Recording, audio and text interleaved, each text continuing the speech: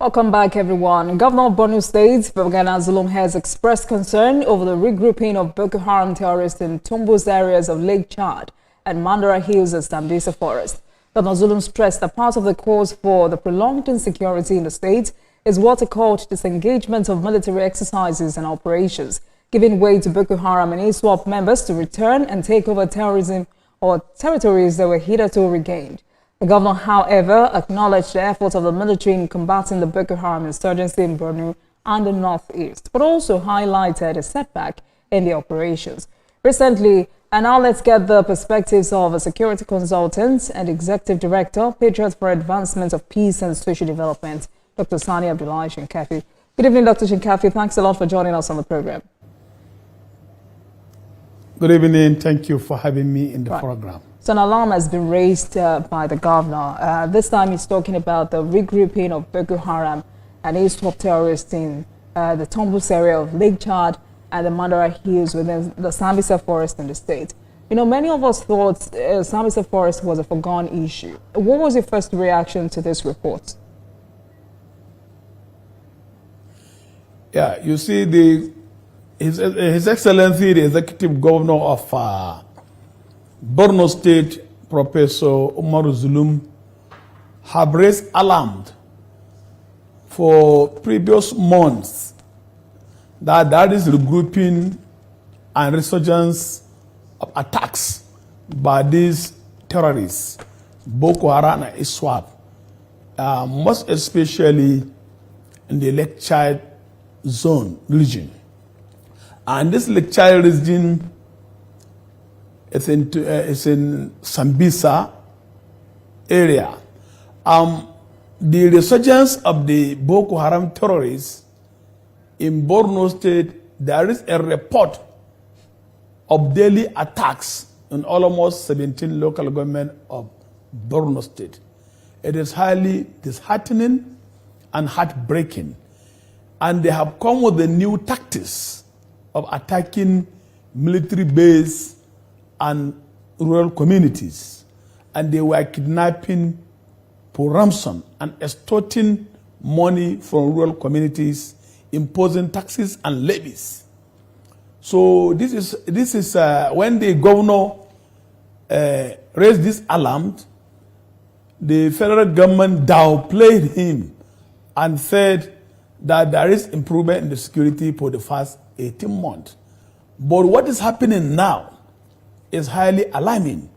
These terrorists, ISWAP, Ansarudin, and Boko Haram, on daily basis are attacking rural communities and also police station and military base. So there is need for development of military forces, both at the air component and also at the waterways in the Sahel region. And the withdrawal of Niger Republic from the ECOWAS, it is another setback in the fight against terrorism in this Sahel region. Because Borno State have shared border with the Niger Republic. And since the withdrawal of Niger Republic from ECOWAS, and they decided to withdraw their troops who are also in the Sahel region. So this is a serious setback. All right, Dr. Shinkafi, you know, some of us more security. Dr. Shinkafi, some of us are still very confused about the real situation of things, because, you know, the government says there was never a time since insurgency started that operations were conducted on the shores of the Tombos in the Lake Chad. And now he says the terrorist groups are getting support internationally, adding that they were freely breeding in Tombos water areas on the Lake Chad without much effort by the military to displace them. In another breath, he's acknowledging the efforts of the military in combating the Boko Haram insurgency in Borno and Northeast. So what exactly is the situation of things? You see, the governor must acknowledge the active performance of the military, and he must appreciate them. But at the same time, he must to air out the intelligence report he has been getting from intelligence agencies. And this intelligence report he has been getting it is not hidden because there is a daily increase in the attack of the military base. They even use some artificial drones to attack the military base and police stations, and even attack fishermen, slaughter them through an ungodly manner. So with this type of situation, and there is also the locals who used to give an intelligence gathering. So based on this report, he has led with no option then at the same time for him to praise the military for doing the good job and also tell the public what is happening, because he's the chief security officer of the state. And he owe people of the state an explanation on the security situation. This is the truth of the matter. Also, and you know that the governor is not the one who has the right to deploy the security. He depends on the federal government to deploy security. I get that. Also, Dr. Shinkafi, so if the governor is saying that the terrorist groups are getting support internationally, and members of these groups are now getting what you call the international passports, is this where military diplomacy comes in? You see, it is not in doubt that these Boko-Haram terrorists have been getting international support in terms of because of the population of the smaller and lighter arms into the waterways, and also because of the proximity of Niger Republic, the porosity of the border. Borno State share boundary with Chad Republic, with Cameroon, with also Niger Republic. So it is very easier because of the porosity of the water and the ongoing space for arms and ammunition to be smuggled into Borno State easily through the waterways and also through the land border, through the Sahara. So that is why the governor has to allege that there's international support. And let me also refresh your memory. Just few weeks or few days ago, a British army was arrested with some chains of AK-47 and AK-49 rifles with ammunitions in Delta State. And also let me refresh your memory. And a United States of America member of the Congress made it clear that some of the international donors agencies are also partaking in aiding and abetting terrorism in Nigeria. So you cannot take this allegation away from what the governor have said. Right. You know, I talked about military diplomacy because, I mean, if the governor had said or insinuated that this Boko-Haram and ISWAP terrorists have found a safe haven in the Tombos areas of Lake Chad, isn't that where the federal government should now employ the initiatives of military diplomacy? In addition to that, if military diplomacy worked for countries like America and China, how do you advise government on making this a long-term strategy for shoring up Nigeria's security? Yeah, the issue of if you look at what is happening in the Sahel region, as I have said earlier, there is a porosity of the border. And these illegal routes are the easier way to smuggle arms and ammunition into Nigeria and show. And looking at the request for the deployment of more military personnel into the Sahel region, more than 300,000 insurgents repented Boko-Haram were reintegrated and rehabilitated into the society. And if they have not been taken care of, look at the 300,000 numbers of insurgents fighters. If it has not been taken with seriousness, I'm telling you, it is going to spill to the neighboring state in the northeast and it be escalated as it was how it escalated in 2013 and 2014 to the other northern state. And it will not be good for the country. So it is advisable as the time the military are using kinetic approach At the same time, there's a way for non-kinetic approach to solve this problem. And of That course, is the best way to go about it. Right. And of course, this sounds like a major setback for the northern parts of the country and calls for serious action, rightfully stated by the president himself. But you know, there are several military operations in the north. There are security experts calling for a review or rejuvenation of some of the military operations across the northern states, because as it is, what we have established tonight is that the northern region is under siege. What do you say to that, Dr. Shinkafi? Can you come back again, please? So I said this, I mean, from what we said tonight, this looks like a major setback for the northern part of the country and calls for serious action, rightfully stated by the president himself. But there are several military operations in the north, and many Nigerians are wondering what exactly is the usefulness or whether or not these military operations are still effective as they should be. But as we speak, there are other security experts calling for a review or the rejuvenation of some of these military operations across the northern states. What do you say to that? You see, if you look at the peculiarity of the security situation in the northern Nigeria, that is different. It is different in other in other regions. Boko-Haram, Ansaruddin, and ISWAP are terrorists. Bandit, armed bandit, and some militia or herdsmen and farmers crisis, which is in the north central and the northwest.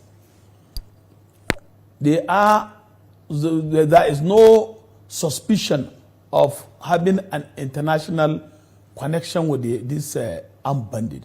But Ansaruddin, ISWAP, Boko-Haram, and other Islamic extremists, they have connection with the ISIS and other international terrorist groups. So there is more need for the federal government to deploy more energy in the northeast and also, and partly also, try to fight this bandit. And the only way you can do this thing to remedy the situation is to take the fight to the hideout instead of waiting for defense. So you should not wait for the attacks to depend when the terrorists attack. You have to take the fight to the hideout in the Sambisa or in any other like Chad region. All right. So this is how that looks like a direct submission to the federal government and all the state governors. But Dr. Shinkafi, let's turn our attention to other matters, precisely politics.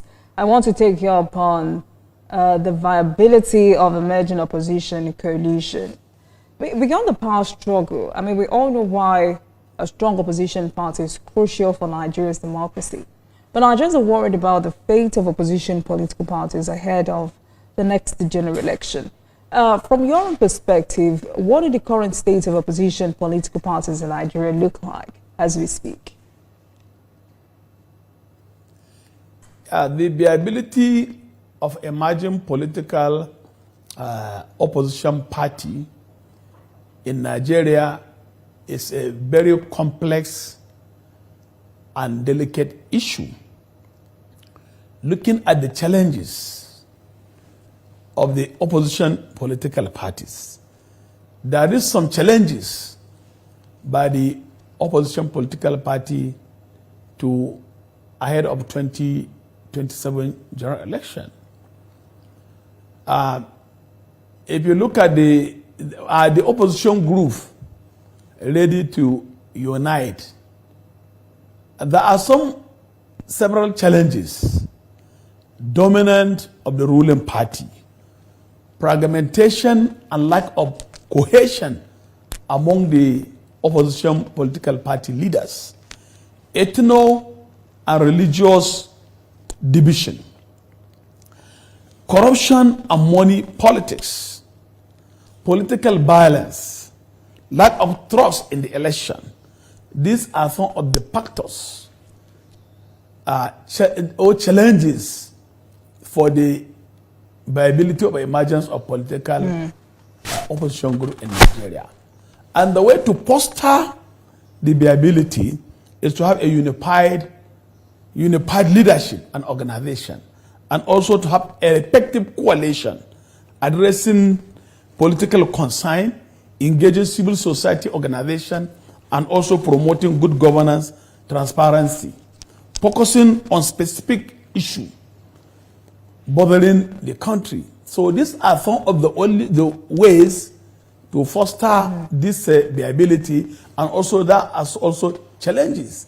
So are the opposition political group, are they ready to unite and fight for the common front? Are they ready to set aside their political interests and have a united front? Looking at the now formidable opposition groups in the opposition political party, Peter Obi and the Labour Party have a very passionate and followers in the 2023 general election. Atiku, far back in 1992, he contested for president. 2007, 2011, and 2015, and also 2023. And up to today, he has not realized his ambition of becoming president of Nigeria. El-Rufai is one of the formidable posts in the opposition group. Looking at his record, his track record, what he have did as a governor for 8 years in Kaduna State, and also what he have did as a minister of FCT in Abuja. But these major political opposition leaders, are they ready to have a common front? And looking at also what is happening in the country, looking at the fostering inflation rate, looking at the food insecurity, security challenges in the country, looking at the forex instability, looking at the higher poverty index, and also lack of macroeconomic stability in the country. Are they ready to unite and fight for the common man? All right, thank you for going there, Dr. Shinkafi, because with their individual interest for the common masses of the country, this is the challenges ahead of them. All right. Because with all of the political opposition parties in one escalated crisis or another, Nigerians fear that the country may be heading towards a one-party system.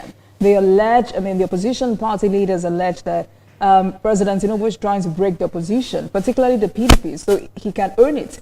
APC chiefs say this is unfair. They say no one can undermine the hard work they have put into unifying the party. They say there is a lot of difference between the PDP and the APC. They claim their party, the APC, is well structured, which is lacking in the PDP. Clearly also the PDP gets further weakened after every election cycle.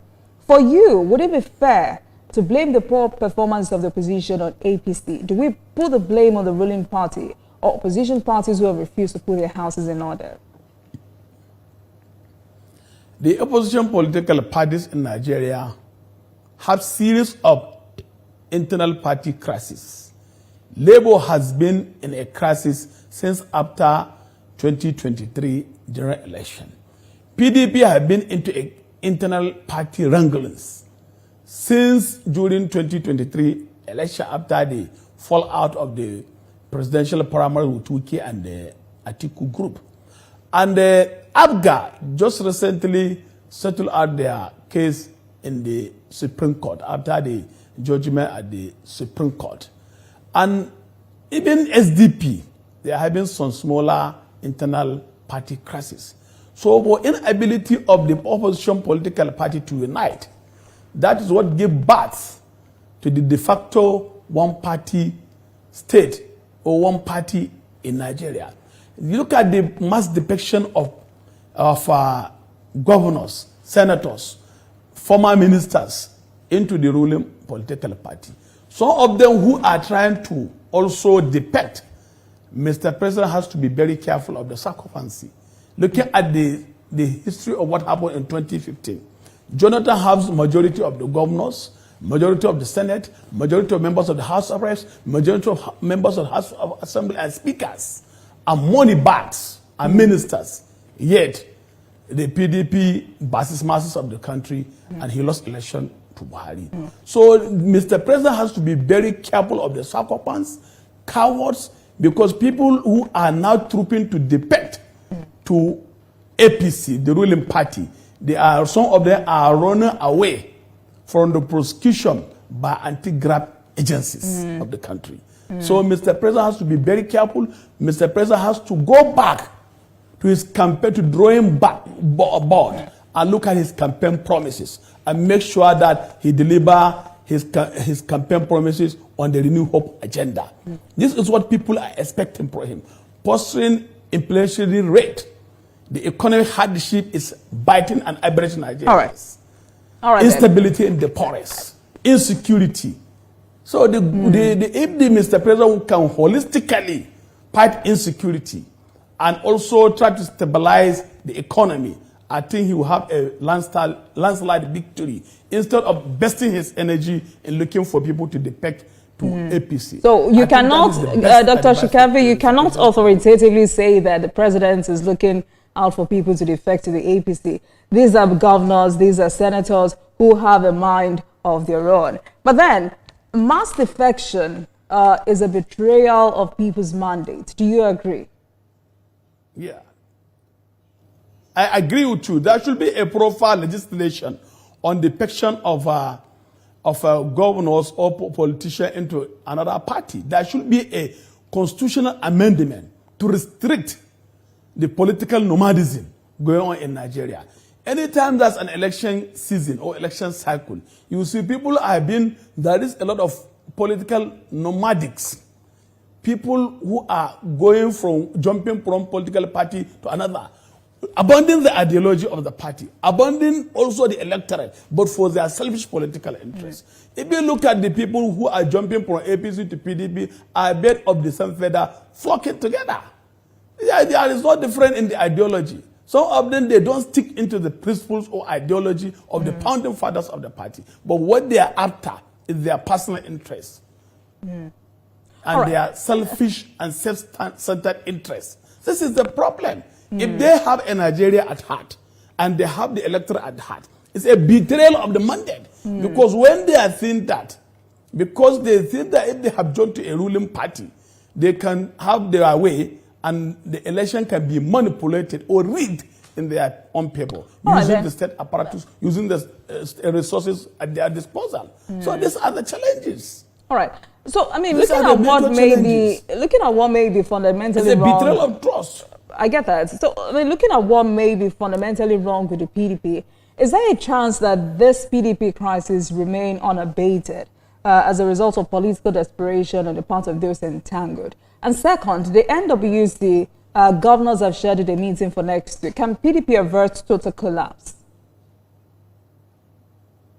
Yeah, PDP is at the verge of collapse because of the NWC cannot navigate the day-to-day activities of the party. And I have seen the national chairman of the party, Damagun, was saying that they are going to challenge their mandate of governor of sheriff of Delta State. And there is no, if he go there, it will just be a political piling of a political statement because it has no basis. The challenges he's going to challenge in the court of law has no foundation in the Nigerian law. Rochas Okorocha defected from ABGA to APC. Many governors defected from the other parties. We went to court to challenge his defection, and which is even the present chief judge of the federation. He was a Rochas lawyer, and Rochas defeated us when I was a national secretary of ABGA. So that one, he is just going to waste time, waste resources, and waste the time of the party. So it is that the National Assembly should come out with a legislation on defection of the executive governors. Anybody who defected to any party, that he have lost his seat automatically, and there should be a by-election on that seat. So that is it. But there is no morality, and it is immoral, and it's a betrayal of trust of the electorate that elected the governor into the office. All right, then. But I also need to ask you about how you must have evaluated the statements made by the former governor, Nasir El-Rufai. I mean, he says we decided to give South power in 2023. If they don't do well, we will take it back in 2027. As a northerner, what is the gravity of such statements? Please, can you come back again? I wanted to get your perspective and how you must have evaluated statements made by former Governor Nasir El-Rufai. He says we decided to give South power in 2023. If they don't do well, we would take it back in 2027. So I'm asking, as a northerner, what is the gravity of such statements?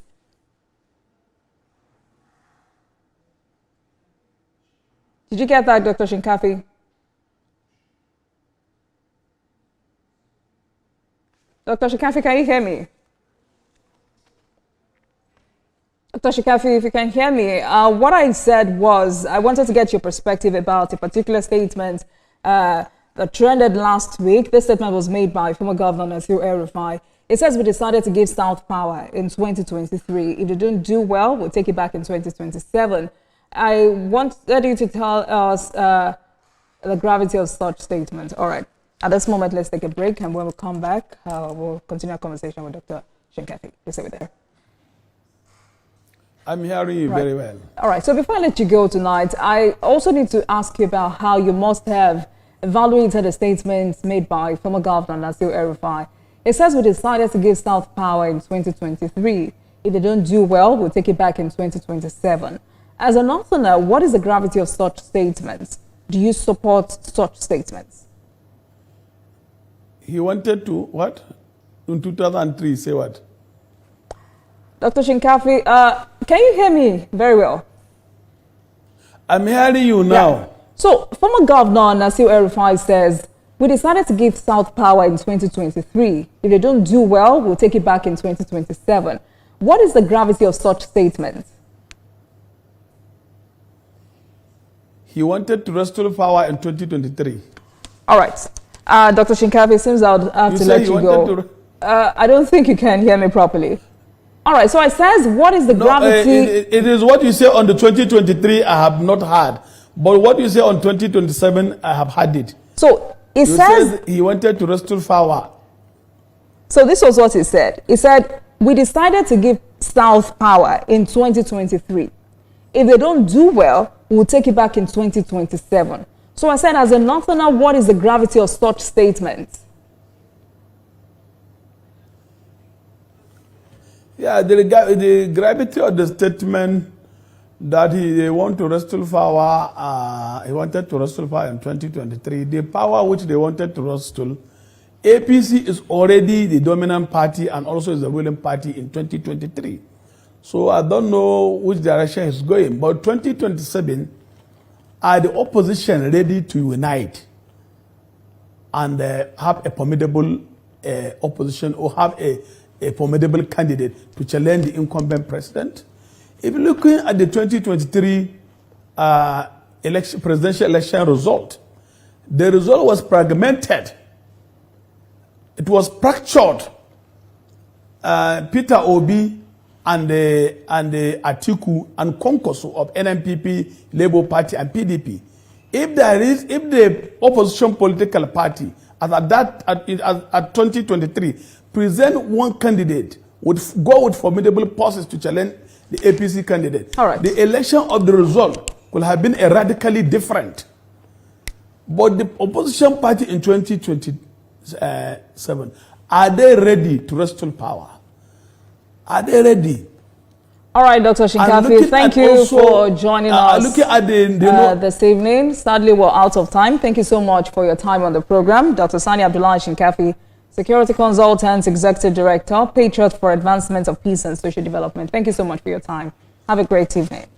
Thank you. Thank you. Welcome back, everyone. President Bola Tinubu has reassured Nigerians that his administration would continue to prioritize workers' welfare, describing the country's labor force as the engine of the economy and the secret to the nation's growth. The president, who addressed all Nigerians from every walk of life, says, and I quote, "Together we'll make Nigeria great again. Our administration has and will continue to prioritize workers' welfare." End of quote.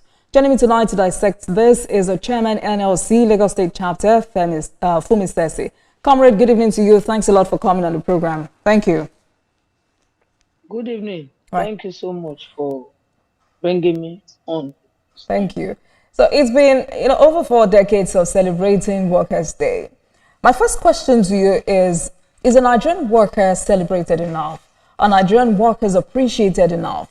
Talk to us about the significance of this day in the lives of workers. Thank you very much. Nigerian workers are not celebrated enough, and they are not being appreciated enough.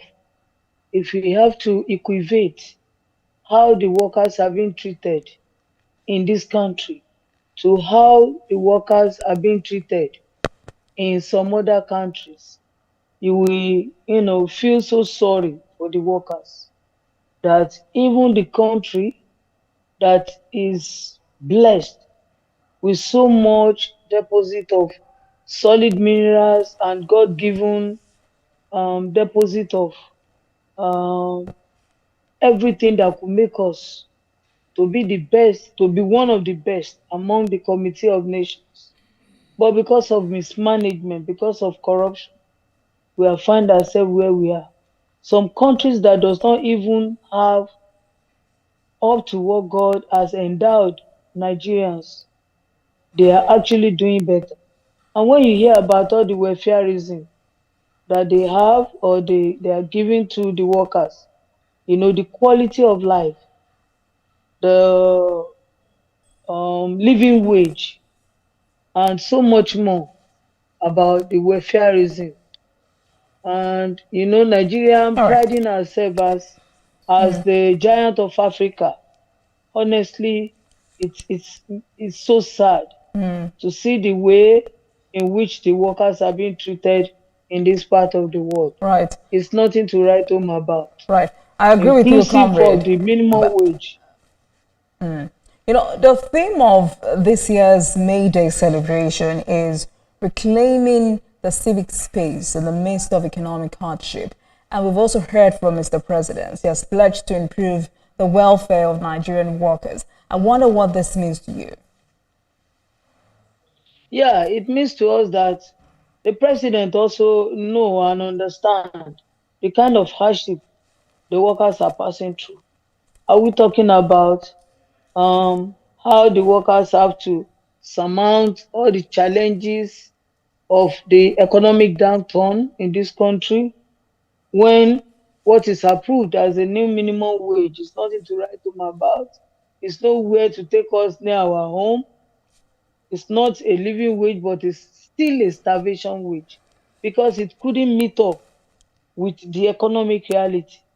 What the labor was asking for during the negotiation was a far cry to what was approved or to what was granted, courtesy of the committee of the governors who insisted that they cannot pay 100,000, they cannot pay 150,000. But the question is, these people that stood on the way for the workers to at least earn a respectable minimum wage, have they not, has the federal government not increased or improved the allocations to their various states? The allocation has tripled what they normally collect before this administration. And yet, some of these states have even refused to implement the new minimum wage of the 70,000 naira. Honestly speaking, I But don't of know course, comrade, with what how you we get just this kind said, of set of leaders. with what you just said, comrade, the next question would be, what exactly has the NLC done to hold these governors accountable? Has the NLC done enough in that regard? Well, so many times NSC has tried to ensure that the implementation cut across and no state is being left behind. But sometimes our people are also the problem of themselves because everybody need to hold their various governors in their various states. We need to hold them accountable. They are supposed to be accountable to the people. They are just one of us, but they are only privileged to have been choosing to lead the people. You voted them into the office. You should be able to ask them. You should be able to hold them accountable. Your minimum wage is in the hand of the governors of the states. The federal government has already taken care of in the budget for the new minimum wage of all the states. So why are they denying the people? I can say that we don't, in Lagos State, where I am the chairman of NSC, I think we are lucky to have a listening governor, to have a governor that does not really want to, have an head on shoulder or have any issue with the labor. Even though we have some little pockets of issues here and there. But we continue to dialogue, we continue to talk around it, we continue to seek for how to resolve some of those issues. Some of those issues are the ones that are being passed from the past administration. And we know the office is a continuous one. When you hear areas of year 2019, areas of year so, you wonder, is it this administration? But the office is a continuous one. Absolutely. Soldier go, soldier come, barracks remain. So it's still the state government, and by extension, all those other states. NSC National has tried so much. Anytime we hold our neck, because of that, they have called neck meetings about 4 different occasions, and they ask from each of the states, how are you, negotiating with your government so that they can commence the implementation for the workers. Workers are suffering everywhere, even for the places where the minimum wage has been implemented. It still could not meet up with the economic reality. Talk less of all these states that are now disenfranchising And these rightfully people. stated, So, comrade, without workers, there is no society. Without labor, there is no development. Meanwhile, the organized labor has called on the federal government to ensure inclusiveness in policy making and guard against erosion of rights, such as free speech and association. I'm wondering, what exactly are the challenges? yeah, there are so many challenges that workers have been faced with. When you talk about the economic reality on ground, that one is one side. The one you just mentioned about now, that you know, democracy is all about the government of the people, for the people, and by the people. So if it is democracy, we need to practice it in totality. We don't need to bring some form of autocracy into it, or militocracy into democracy. So if they are practicing democracy in real sense of it in countries that are advanced, Nigeria is also advanced enough to practice democracy in truth and in totality. So what we are saying is that there are so many of these freedoms and the rights and the privileges of Nigerians. So the government should not erode on these rights and the privileges of the people. All right. Part of the privileges and the rights of the people is a right to a decent living, is a right to have right to have education, right to have good health, right to have everybody should have a right to a decent living, a decent work environment. All right. So many of these rights. Right. Right to having good water, right to have, so, and all these rights, where All are right. they? You cannot have, in the midst of ocean, you are still thirsty. The water is not there, running through your taps in your homes. So everybody has turned to managers and managresses. You have to manage your life by yourself, because those rights are not there again. The privileges we are supposed to enjoy is not left for only very few privileged Nigerians. Only very And it's few. also sad, comrade, to hear directly from Joe Ajero that the salaries of some workers are currently lower than what they were receiving before the implementation of the new minimum wage, owing to taxation and inflation. Also, according to him, some governors only added 5,000 naira to workers' salary.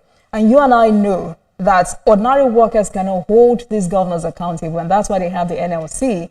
In commemoration of this day, how do you charge your other colleagues, your colleagues in other states? Yeah, our colleagues, they should also, wake up from their slumber.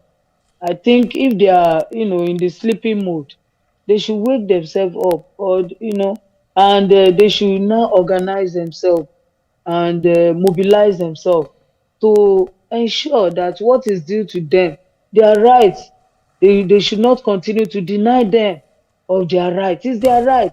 It's now being, in the law of the country that any worker, any employer of labor that have from 20 workers and above, you must implement the new minimum wage. In fact, initially when the minimum wage was being in contention, it was to be implemented for every worker.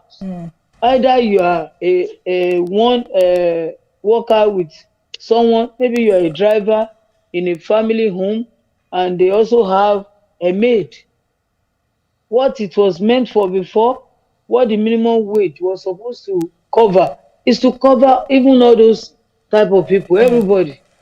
But one way or the other, when it goes to the assembly, and they are the lawmakers, probably they are also thinking about themselves, how it will affect them if they now include everybody, because they will make use of drivers, and they will also have aides in their homes. So they were thinking probably of maybe they will not be able to, and they remove this part of these people that they now brought up this law that any employer of labor from 20 and above should All right. implement the new And minimum wage. comrade, Labor did not really NLC labor did not really appreciate this stance of government, all right. and how those people were expunged from the law. All right, We all still right, continue comrade. to And the other dialogue important question is whether or not your colleagues in other states have what it takes to hold these governors accountable. But my last question to you would be about the plight of pensioners in Nigeria. The last time we had a conversation, the federal government approved a 28% pay rise for pensioners under the defined benefit scheme. What more can the Bola Tinubu administration do to better or ensure that pensioners are treated better in Nigeria? It's so disheartening that at this time we still have to be talking about the issues that the pensioners are being faced with, because during the administration of Obasanjo, he introduced the contributory pension scheme, and then every worker supposed to have been, after a certain period of time, to be moved to the contributory pension scheme. But this CPS is only also working in few states in Nigeria. In fact, less than 1/3 of the states has implemented the contributory pension. About 10 states has implemented. All other states are yet to implement the contributory pension. And we are where we are, where people continue to suffer, where after their hard work, and they need to rest. And you won't believe it that some years back, some people that retired, they will now ask them to come to Abuja for verification from Lagos. And like as they are doing that, taking a ride, because some of them might not be able to afford their flight. All right, comrade. Sadly, we're out of time, but I mean, the president has spoken, and we trust that he keeps to his promise. And let me say thank you to you, Comrade Fumi Sesi, as a chairman NLC so much. Lagos State chapter. My parting word is that we want this administration of Bola Tinubu to wipe away the tears of Nigerians, not to add to the pains and the stress Nigerians are being faced with on daily basis. Thank you so much, comrade. We appreciate him for doing that. That's quite instructive. Thanks a lot. All right. Thank you very much for watching, everyone. That marks the end of today's episode of Politics Tonight. But before we go, let's tell you that the views and reactions of our resource persons are theirs and have no connection with TVC News. Meanwhile, you can watch the repeat broadcast of this episode at midnight. Get in touch with us on our social media handles, Facebook, Instagram, and X at TVC News NG and at Olajumoke using the hashtag Politics Tonight. We're also on YouTube at youtube.com/TVC News NG. I am Olajumoke Olatuji. Have a great weekend, everyone. Good night.